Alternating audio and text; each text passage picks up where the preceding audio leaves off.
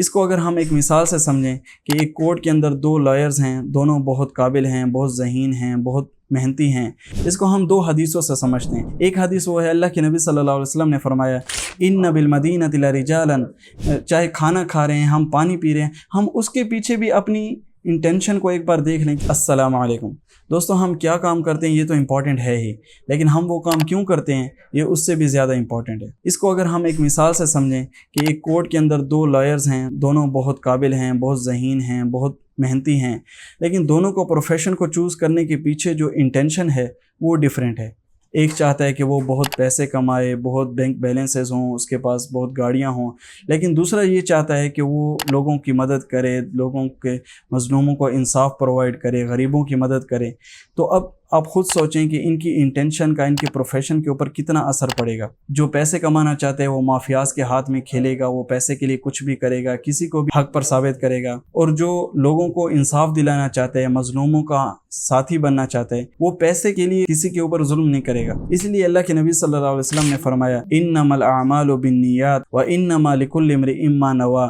یعنی عمل کا دار و مدار نیت کے اوپر ہے، اور ہر فرد کے لیے وہی ہے جس کی وہ نیت کرے، جس کا وہ ارادہ کرے۔ اس لیے اگر ہم چھوٹا سا عمل بھی کریں اور اس کے پیچھے نیت اور ارادہ بہت بڑا ہو، ہم کسی عذر کی وجہ سے، کسی وجہ سے ہم نہیں کر پاتے، لیکن ہمارا ارادہ بہت بڑا ہے، تو اللہ جل شانہ ہمیں اس نیت اور ارادے کے بقدر نوازیں گے۔ لیکن اگر ہم نے بہت بڑے بڑے اعمال کیے لیکن اس کے پیچھے ہماری نیت صحیح نہیں تھی تو وہ سارا عمل ضائع ہو جائے گا۔ اس کو ہم دو حدیثوں سے سمجھتے ہیں۔ ایک حدیث وہ ہے، اللہ کے نبی صلی اللہ علیہ وسلم نے فرمایا ان بالمدینۃ لرجالا،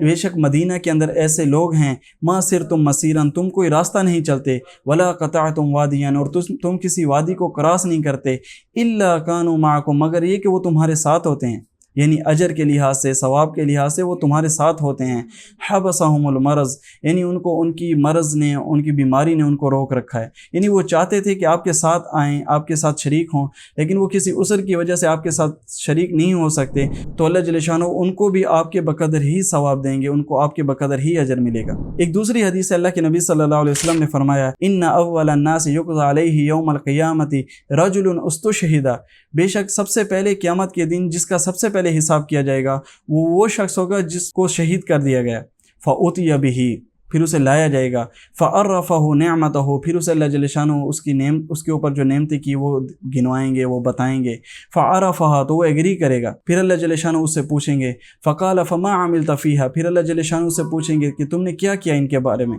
قال قاتلت فیک حتی استشہدت، وہ کہے گا کہ یا اللہ میں نے آپ کے راستے میں جہاد کیا یہاں تک کہ میں شہید ہو گیا،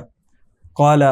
کذبت، اللہ جل شانہ فرمائیں گے تم نے جھوٹ بولا، ولکنک قاتلت ان یقال جریء، بلکہ تم نے اس لیے قتال کیا، تم نے اس لیے جہاد کیا کہ تمہیں جری کہا جائے، تمہیں بہادر کہا جائے، تم نے فیمس ہونے کے لیے، شہرت پانے کے لیے قتال کیا، فقد قیل، تو پس کہا جا چکا، تمہیں فیم مل گیا، تم فیمس ہو گئے، ثم امر به فسحب على وجهه حتى القي في النار، پھر اس کے بارے میں حکم کیا جائے گا اور اسے چہرے کے بل گھسیٹ کر آگ میں ڈالا جائے گا۔ پھر ایک عالم کے بارے میں کتنا بڑا عمل ہے، عمل کے اعتبار سے تو علم کتنا بڑا عمل ہے، عمل کے اعتبار سے تو قرآن مجید کی تلاوت کرنا، قرأت کرنا، لوگوں کے دلوں کو منور کرنا کتنا بڑا عمل ہے، لیکن اگر ان اعمال کے پیچھے نیت صحیح نہیں ہے، اگر ان اعمال کے پیچھے نیت خالصتاً اللہ جل شانہ کے لیے نہیں ہے تو وہ اعمال نہ صرف یہ کہ ضائع ہو جائیں گے بلکہ الٹا پکڑ کا سبب بنیں گے۔ اللہ جل شانہ فرماتے ہیں وما امروا الا ليعبدوا الله مخلصین له الدین، انہیں حکم نہیں کیا گیا تھا مگر صرف یہ کہ وہ اللہ جل شانہ کو عبادت کریں خالصتاً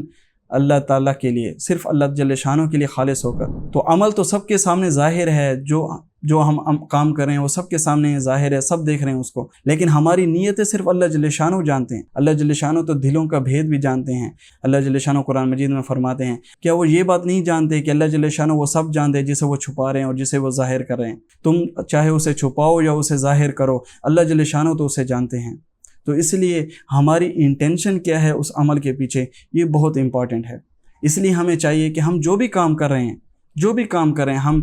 چاہے کھانا کھا رہے ہیں، ہم پانی پی رہے ہیں، ہم اس کے پیچھے بھی اپنی انٹینشن کو ایک بار دیکھ لیں کہ میں یہ کھانا کیوں کھا رہا ہوں، میں یہ پانی کیوں پی رہا ہوں۔ ایک اسٹوڈنٹ کو بھی سوچنا چاہیے کہ میں جو اسٹڈی کر رہا ہوں یہ کیوں کر رہا ہوں، اس کے پیچھے کیا انٹینشن ہے۔ اگر وہ یہ سوچتا ہے کہ میں یہ اللہ جل شانہ کے لیے کر رہا ہوں، اگر میں یہ اسٹڈی کر کے کچھ میں نے حاصل کر لیا، پھر میں امت کے لیے ایک ایسیٹ بنوں گا، امت کے لیے ایک اثاثہ بنوں گا، میں لوگوں کے لیے کام کروں گا، میں لوگوں کو سرو کروں گا، اپنی فیملی کے لیے حلال رزق کماؤں گا، محنت کروں گا، میں کوئی غلط کام کر کے نہیں کماؤں گا، میں حلال رزق کماؤں گا، تو اسے اس پوری کی پوری اسٹڈی کا ثواب ملے گا، چاہے وہ فزکس پڑھے، کیمسٹری پڑھے، بایولوجی پڑھے، وہ کچھ بھی پڑھا ہو، اس کو اس کا ثواب ملے گا۔ تو ہم اپنی زندگی کے اندر جو بھی کام کر رہے ہیں، ہم ایک بار سوچ لیں کہ کیا میں اللہ جل شانہ کی رضا کے لیے یہ کام کر سکتا ہوں؟ بالکل میں کر سکتا ہوں۔ میں سونے سے پہلے یہ سوچ سکتا ہوں کہ میں اس لیے سو رہا ہوں تاکہ میں فریش اٹھوں، تاکہ میں اللہ جل شانہ کا عبادت کر سکوں، صبح کی نماز میں باجماعت مسجد میں پڑھ سکوں۔ ایک ماں جو اپنے بچے کو اسکول کے لیے تیار کر رہی ہے، ریڈی کر رہی ہے، وہ یہ سوچ سکتی ہے کہ میں اپنے بچے کو اس لیے اسکول بھیج رہی ہوں تاکہ وہ پڑھے، وہ بڑا ہو کر امت کے لیے اثاثہ بنے، وہ اپنی فیملی کے لیے حلال رزق کمائے۔ تو ہم کام تو ویسے بھی کر رہے ہیں، ہم زندگی تو ویسے بھی گزار رہے ہیں، انہی 24 گھنٹے کی زندگی کے ساتھ ساتھ اسی لائف سٹائل کو جیتے ہوئے ہم کتنا زیادہ ثواب کما سکتے ہیں، ہم کتنا زیادہ اللہ جل شانہ کو راضی کر سکتے ہیں۔ چھوٹی چھوٹی نیت کے اندر چینجز کرنے سے ہم کتنا زیادہ ثواب کما سکتے ہیں۔ ہمیں کوئی ایکسٹرا اعمال نہیں کرنے، انہی اعمال کے ہوتے، انہی اعمال کو کرتے ہوئے بھی ہم اللہ جل شانہ کو راضی کر سکتے ہیں۔ تو اس لیے اس طرف توجہ دلانے کی ضرورت ہے۔ اگر ایک ڈاکٹر یہ بات سوچے گا کہ میں مریضوں کو اللہ جل شانہ کو راضی کرنے کے لیے دیکھ رہا ہوں تاکہ ان کو فائدہ ہو، تو اس کی اپروچ کتنی ڈیفرنٹ ہوگی، اس کی اپروچ کتنی بدل جائے گی، وہ لوگوں کے ساتھ کتنا شفیق ہو جائے گا، وہ لوگوں کو غلط دوائیاں نہیں دے گا، غلط طریقے سے وہ پیسہ کمانے کی کوشش نہیں کرے گا۔ تو اسی لیے ہم سب کو اپنی نیتوں کی تصحیح کرنی چاہیے۔ وآخر دعوانا ان الحمد للہ رب العالمین۔